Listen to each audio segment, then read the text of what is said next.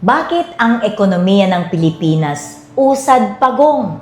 Noon, mas maunlad pa ang Pilipinas kaysa Thailand at Indonesia.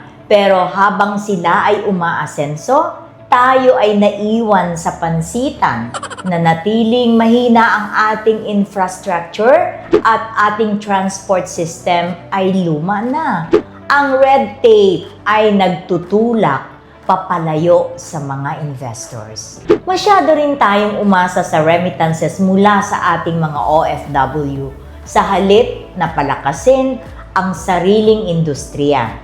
Hindi ito ang pundasyon ng makabagong ekonomiya. Nananatili ang kahirapan at ang digital infrastructure natin ay napag-iiwanan. Pero ang malalim na dahilan, leadership. Maraming talento at masisipag ang Pinoy. Ang kulang lang ay ang tamang pamumuno, malinaw na direksyon. Follow for more management stories.